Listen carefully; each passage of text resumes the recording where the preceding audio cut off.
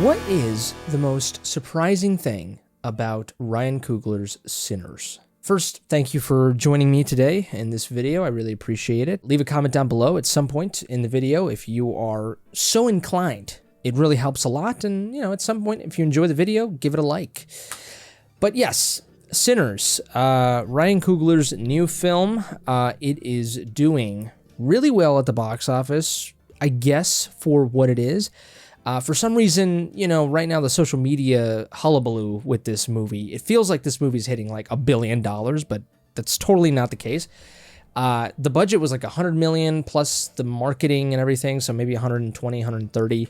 And it's only just crossed over 200 million. So it's really weird because I've only seen the movie once, but from what I heard, when people go see this movie, it is filled. So not sure what's going on. It feels like everyone's watching it, but like not really. Maybe like the most important people are watching it. So everyone, they're being very vocal. It's a very powerful minority amount of people that are watching it, right? I'm glad the movie is getting positive buzz. I'm glad the movie is potentially, hopefully gets recognized in the Oscars in some way, shape, or form next year. That would be great. But I wish the movie was making more money. It feels like it's making 500, 600 million, but not really. I mean, it broke some records. I've heard in terms of box office drop, which is very, very good to see. Key point is, go watch it. Go watch the movie. And I'm going to spoil a lot of the movie here, so it's best that you go watch the movie and then you come back and watch this video. I have to say that this movie is just a cinematic experience to the nth degree. When I decide to go see a movie, I want to go see a movie like this. I saw it in IMAX. Watching it in IMAX was an amazing experience. It's the way the movie is meant to be watched. And it's cinematic, and what I mean by that is not just in the cinematography, which is a huge reason, but it feels like something larger than life. You know what I mean? Like it's just this amalgamation of everything. So many aspects of the movie are fantastic. The soundtrack, the score. You know what I mean? Like the dialogue, the cinematography, right? Like the IMAX aspect, the themes, right? Everything is just absolutely amazing. And so when you combine everything like that, this movie becomes larger than life. It becomes a truly cinematic experience. And it's not just because of all those things, but because of very small things here and there that the movie does, and that is a combination of all of those things. But altogether the movie is all of those elements, all the time, you're feeling it, but it really truly shines in certain moments here and there, and they're very small, and they stand out to me. To you, there might be different moments in the movie that are similar to mine where this stands out, but there's a couple of scenes where I was just in the theater, I was seeing this, and I was like, oh my God, dude, I just got chills, and it's literally like a 5-second little shot, you know what I mean? Like, it's not very long, it's not an extended sequence, but it is the thing that seals the deal, for me, that this is a cinematic experience worth experiencing. One moment that I remember is, I believe, when I can't even remember the main characters, but Michael B. Jordan's characters, he plays, two twins, two twins. I Smoke and Stack, I believe, right? Smoke and Stack. And they're just kind of laying, their bodies a little bit kind of on the car that they have. And they're answering someone's question, or I'm not sure if they're doing that or if it's literally just the camera focusing on them for like 5 seconds, but it focuses on them for a bit. And I'm just that visual, and I might be able to find the picture and put it up here, but that visual right there is just phenomenal. And just the 5 seconds that the camera just decides to stay there is amazing. The combination of the music that was playing, because the beginning of this movie, some people may find it a little slow. I did not find the movie slow. I think it had perfect pacing, and I think the addition of its soundtrack just goes a long way to making the first half of this movie so engaging. But this specific shot right here, the music was perfect. Also, composer Ludwig Göransson, fantastic composer. He's just going off. He's like the next Hans Zimmer over here. But that shot right there is just 5 seconds of just the two twins just staring at the camera and just looking badass with their suits, because these were former mobsters, essentially. It's just an incredible shot right there. And I think the camera was still or slightly, just kind of moving towards the two characters. But just right there, it's just so, it's so badass. It's so cinematic. And it just gave me chills. And that was one of the things that solidified how this movie is just phenomenal. Another sequence, also the twins, they're walking through right next to this train. They're at this train station, railroad station, whatever the fuck it's called. And they're walking alongside it, and there's a lot of steam and smoke, and they're just kind of walking through this smoke. And again, it's like 5 seconds or something, and just the music, the way they look. The camera just following them, these two characters, they're just fantastic characters in the movie. So it's a combination of everything, cinematography, music, characters, the absence of dialogue, right? That's a choice. And all of those elements right then and there, that scene, I was like, oh my God, this is amazing. It's Ryan Coogler is a guy that you can tell cares about the visual medium of a movie. He is saying so much with those 5 seconds than many directors say in a whole movie, because he cares about that. He cares about those small aspects, fine-tuning every single detail combined together for 5 seconds. It's bliss, cinematic bliss. It's amazing. It's incredible. And I felt it.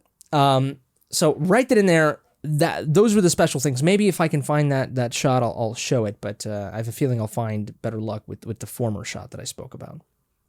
But yes, another aspect that I absolutely love from this film is the IMAX. There's a certain scene towards the second half of the movie where the screen legitimately gets bigger. Like you could see it getting bigger, because most of the time with IMAX films, you'll see a regular shot, that was meant for normal screens or whatever, and then it'll switch, like it'll cut to an IMAX scene. But this movie, it does it once, so it makes it special, where it literally does get bigger. Like it just right then and there, it's like, oh, shit's about to go down, and it does. It's sort of the third act of the scene of the movie, where the vampires have access to the juke. Is that what it's called? The basically the barn that they bought, or this barn that they bought, that the two brothers bought to make a joint, a juke joint. I think that's what it's called, right? That's what they call it. And right when the vampires get access to it, that's when shit's about to go down. The battle begins. And right then and there, you see the like just the movie, like the scene just get bigger, like vertically, and it's just absolutely amazing. I was like, oh my God. And then when it wasn't doing that, and it was just showing regular IMAX scenes, it was incredible. Just whole IMAX sequences where you're just like, oh my God. And I hope the 4K changes its aspect ratio for those scenes. I just hope so, because my God, that would be incredible. But yes, definitely worth it to see, and to see in IMAX. And it is just, oh my God, seeing any movie in IMAX elevates the movie 100%.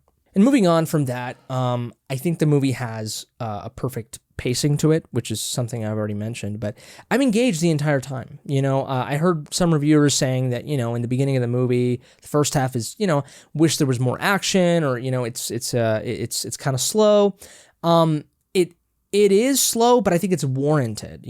By the third act, it's building towards it. And I must say that the storytelling mechanism of starting the movie at the end of the movie, essentially, and then it kind of goes back. It's literally, it starts, the movie begins a day after the movie, essentially, and then we go back to a previous day, and then everything builds up to the following day, which is where the movie began.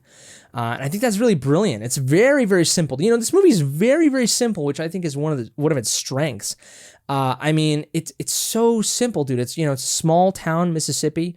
I believe it's the late 1800s, early 1900s. I could be wrong.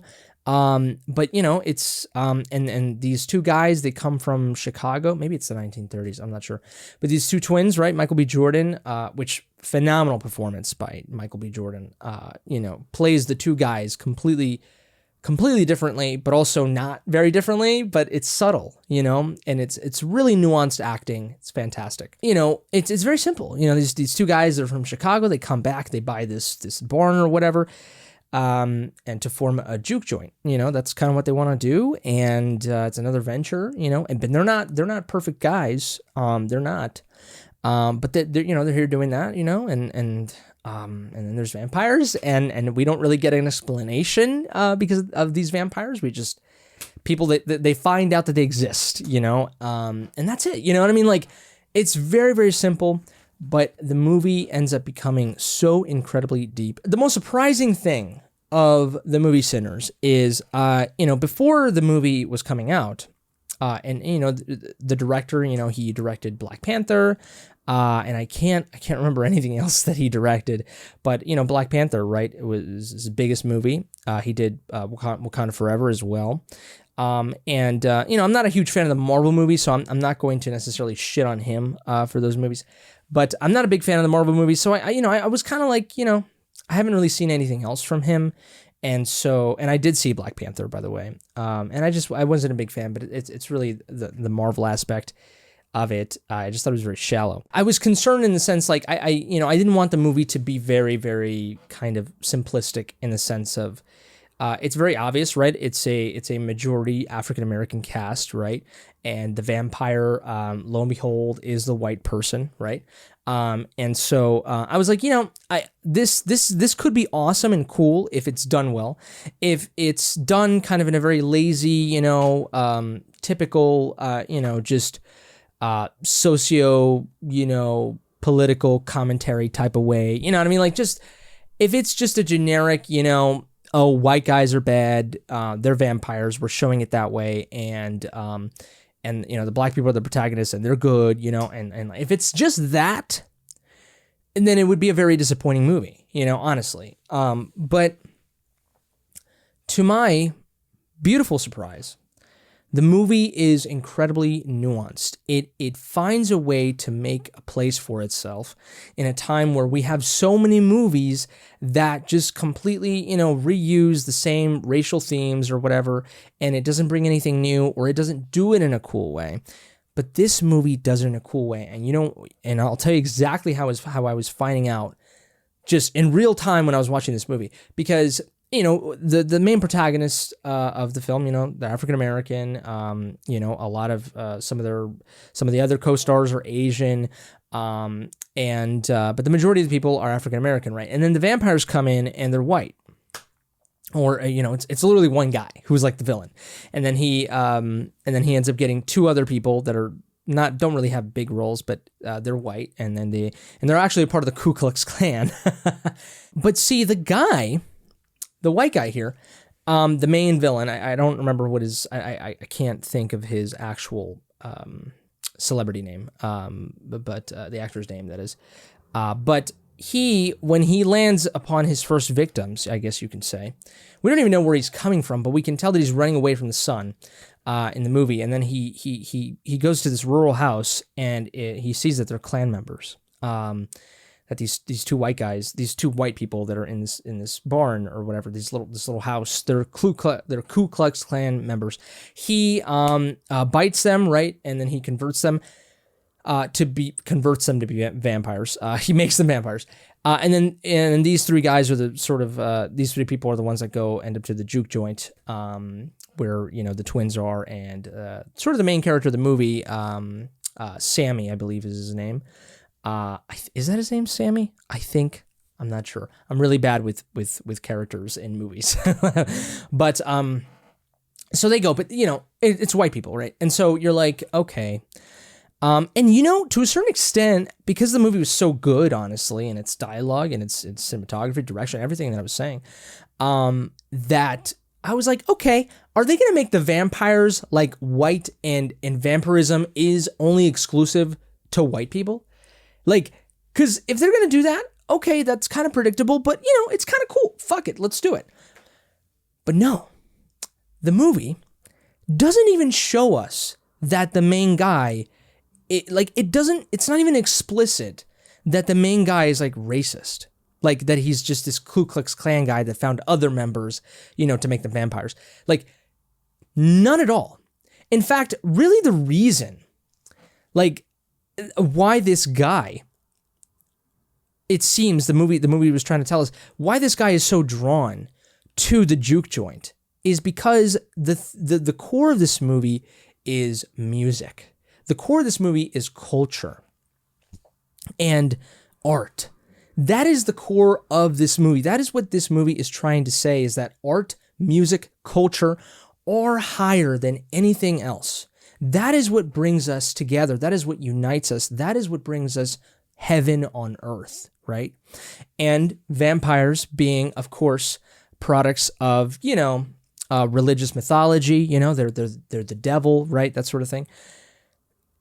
The devil is always envious of God. That's the whole reason why it became Satan, right? That's why that's all the reason, right?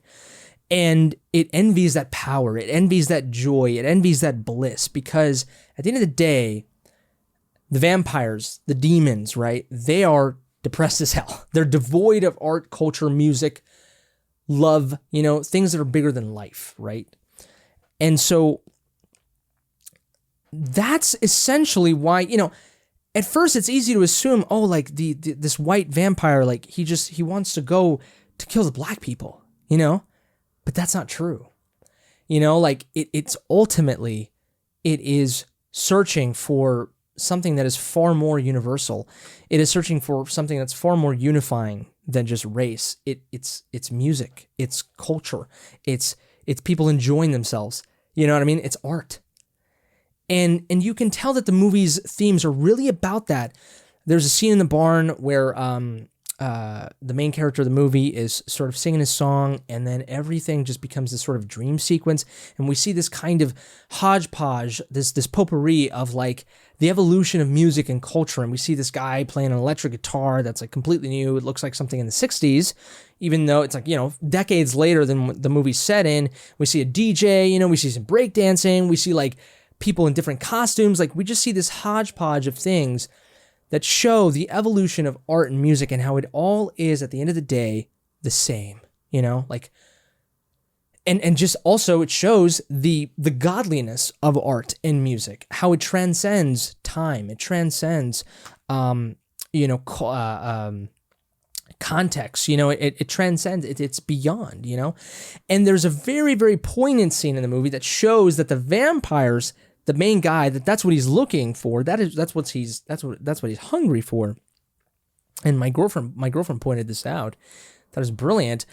The guy, right actually after that sequence, after this sort of kind of dream sequence, potpourri that I was mentioning, it kind of goes out of the barn. The camera goes out of the barn. It goes to the vampire, the main guy, and we then see his perspective. The camera turns behind him to see what he's seeing, and the barn is on fire.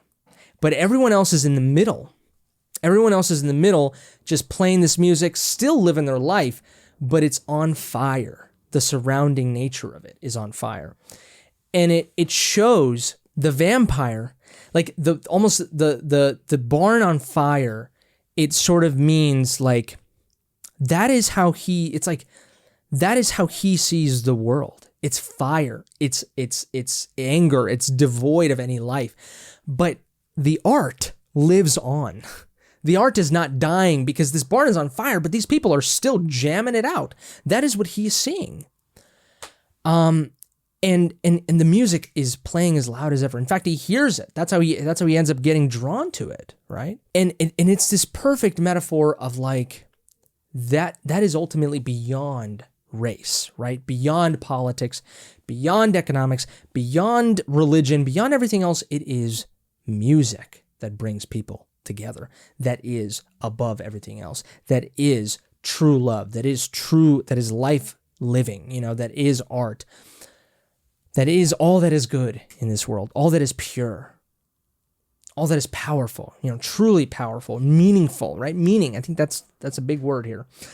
And so you can see this vampire, the way that he sees the world is fire, but that, it's like he's trying to get to the nut, and the nut is the music, and that lives on. And so I thought right then and there it solidified it. And then, the vampire ends up biting one of the the vampire bites Haley Steinfeld's character, or Steinfeld, I'm not sure. And then she bites one of the twins, and then that twin ends up turning. And I was like, oh my God. I was like, okay, so clearly it's not just the white people, and then eventually other black people get bit. And so then it's just kind of this little mini army of like, and some of the Asian people get bit. And so it's just this mini army of like people of varying races who are vampires now.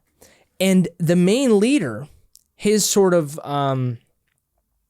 dialogue that he has, and then other vampires, when they speak to the characters that are not vampires and they're trying to lure them to become vampires, like what they're trying to say is, you can tell that this vampiric race, essentially this newfound vampiric race, is trying to get more people, right? Trying to recruit more people. At the end of the day, they're all the demons, right? And they're hungry, not just for blood. And this is where the metaphors get deeper, is because vampires leech off of people, right? They leech off of their life, their spirit, right? In a way, with the blood, right? That's the metaphor. But also, this movie takes it even deeper because, again, that main vampire leader, he wants the purest one, which is Sammy. And I might be getting his name completely fucking wrong right now, so I'm sorry about that. But he wants him because he's the purest of them all. He has the most pure blood, and it's not that he's black. Like, that has nothing to do with it.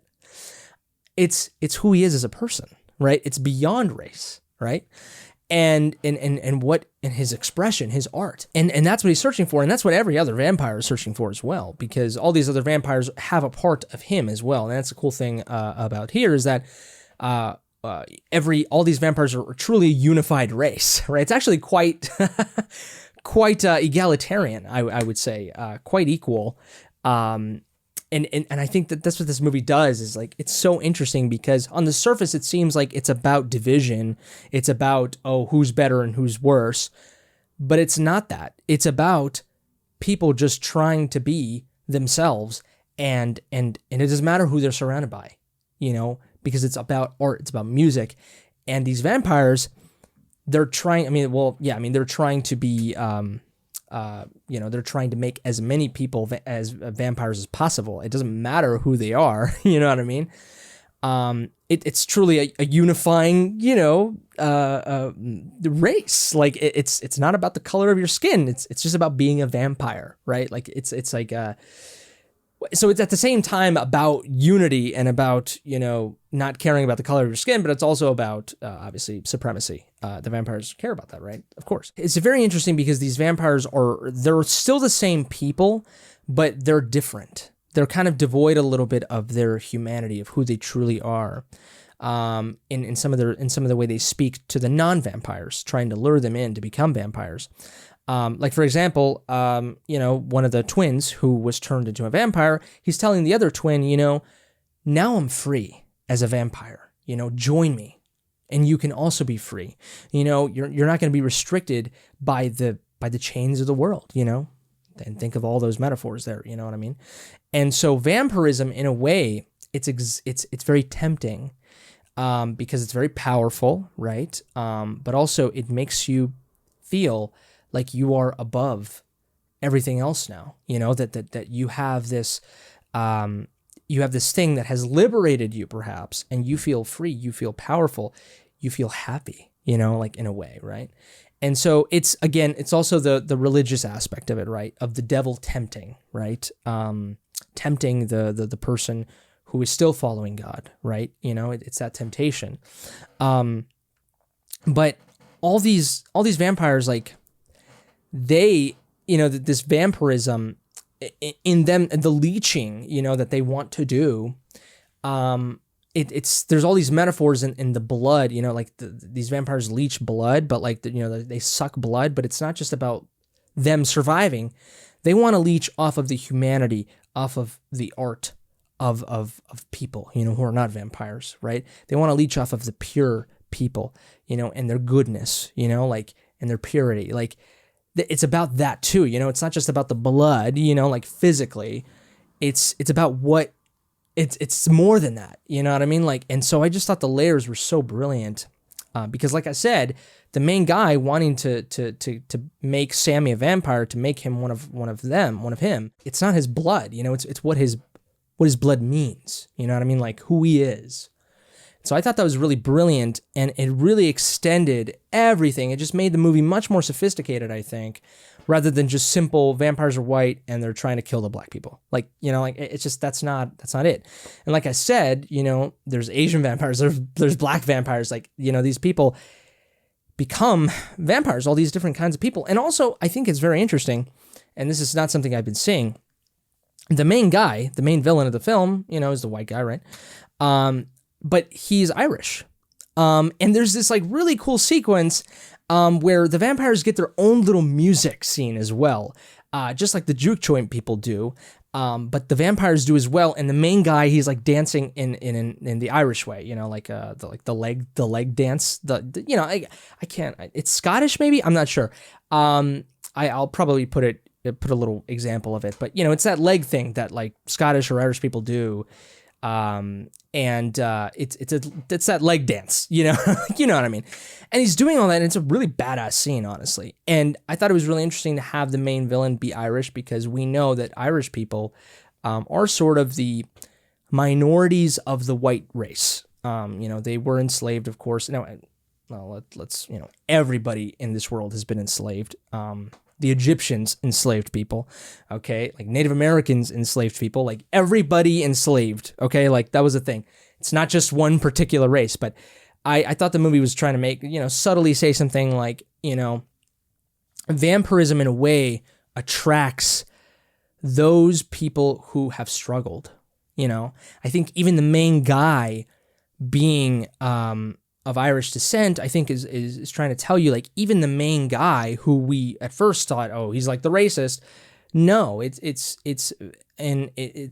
vampirism attracts people who have been oppressed. Now, I'm gonna, and this is everybody's been oppressed in some way, shape, or form. I don't care what you look like. Everybody's oppressed in some way, shape, or form. But so I thought the movie was making a great point there by having the main guy be Irish. The religious aspects, I think it was cool how Coogler, sort of introduced some things like the vampires. They weren't able to just barge into the juke joint. They had to be invited in the same way that in possession movies, right? You kind of have to open the door for the devil. You have to be the one that accepts the devil. The devil's not just going to like barge into you. You kind of have to accept him, and it's in the same way, why a lot of these possession movies, you always have like the possessed person taunting the people who are not possessed. And they're trying to make you angry. They're trying to make you flawed, because they know that you're pure. They know that you're a son, an angel, right? And they're trying to break you, right? And so in the same way, this movie adopts the same thing with the vampires, where they're always asking, can I come in? Even though they have the complete power to just barge into that juke joint, but they don't. They ask, can I come in? And then you have to let them in. Not only do you have to let them in physically, but it's a metaphor too of letting them in spiritually, And it's the same way that the devil works, right? He's going to tempt you. He's going to try to convince you to let him in, but it's up to you to decide if you want to let him in. And so I thought that was really brilliant.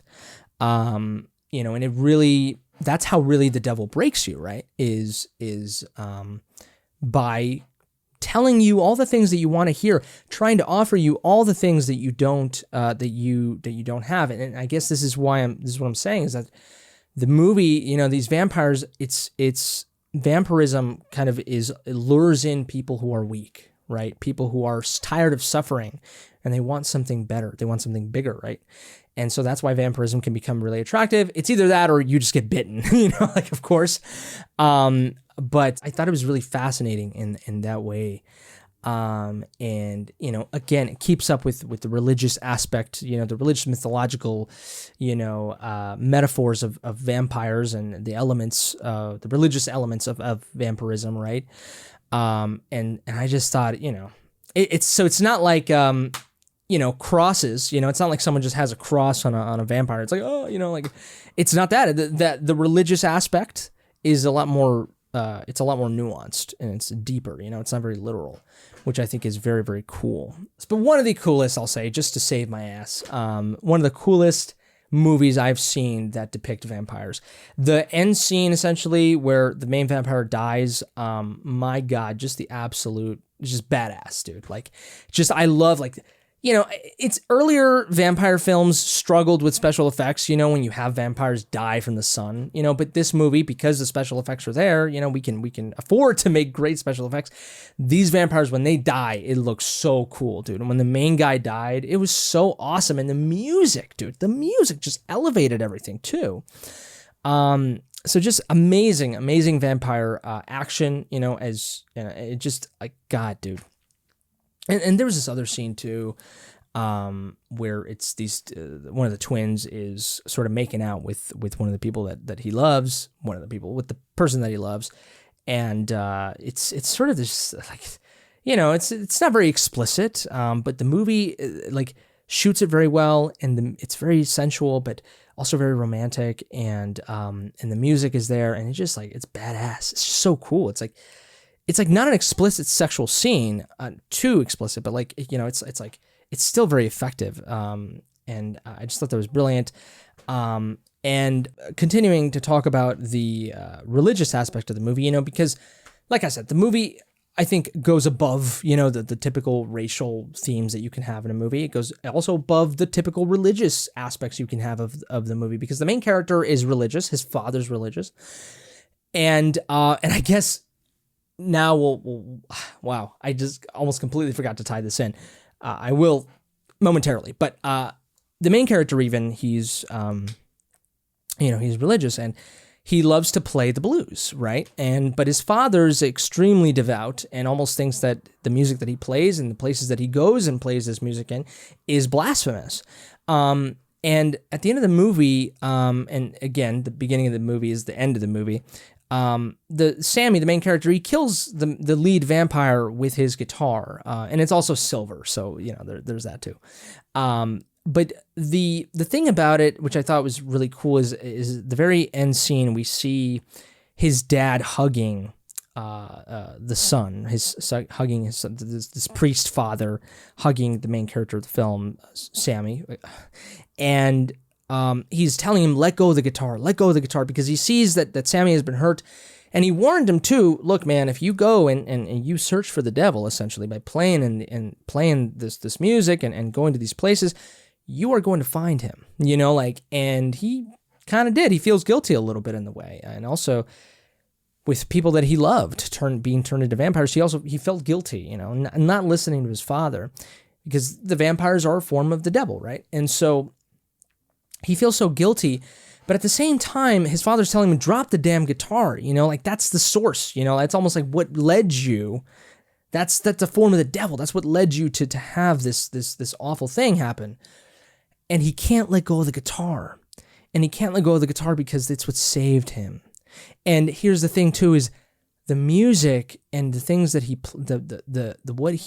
art and his expression and everybody else's expression in that juke joint, inevitably is what made them pure, and it's what made them powerful enough to fight off the vampires, right?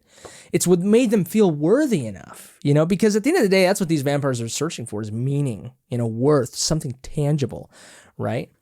Not just power and envy and lust, not that, something that's true, something that's beauty, that's, I thought, was just so brilliant, and it goes in line with the whole theme of the movie, because the movie, I was like, what the fuck does this movie mean? It's called Sinners, but it's called Sinners because everybody in this movie is a sinner in some way, shape, or form. Everybody in this movie is flawed in any way, shape, or form. The main characters of the movie, played by Michael B. Jordan, some of the main characters of the movie, the twins, they were mobsters and they did really shitty stuff. They stole from the Irish. They stole liquor from the Irish and did shitty stuff to sell that. And they stole, they killed. They even hurt their own people at sometimes, for money, and for power. That's sin right there, right? Obviously, the Ku Klux Klan members, right? Sin, the vampires deciding to fall into vampirism. That's a sin. Temptation, falling into temptation. That's a sin.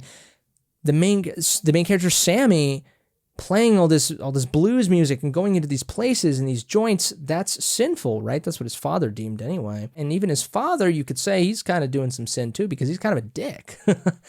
He's not really paying attention to his son. He's not really listening to him, right? Everybody's a sinner, right? And everybody's just trying to get to that higher place, right? Trying to absolve themselves from sin, right? And I don't mean to sound too preachy. You all know I'm an atheist, but I love religious themes in films. I think it makes things much deeper. So I just thought it was absolutely brilliant. So much contradiction, so much layered themes here with the vampires. This is such a smart movie. It's a genius movie, and I'm so incredibly pleasantly surprised that it was. Just wanted to share that all with you. But anyways, let me know in the comment section below what you have to say. Do you agree with my points? Do you disagree with me? Do you think I'm onto something? Let me know what you thought the movie was about. All the themes that I didn't catch, some of the metaphors, whatever. Let me know in the comment section. Give this video a like if you liked, dislike it if you didn't. Subscribe to the channel if you enjoyed this content and you want to see more stuff like this. If it's your birthday, happy birthday to you, you beautiful creature. But I think that's it for me. You all take care, stay safe, and until next time, I love you.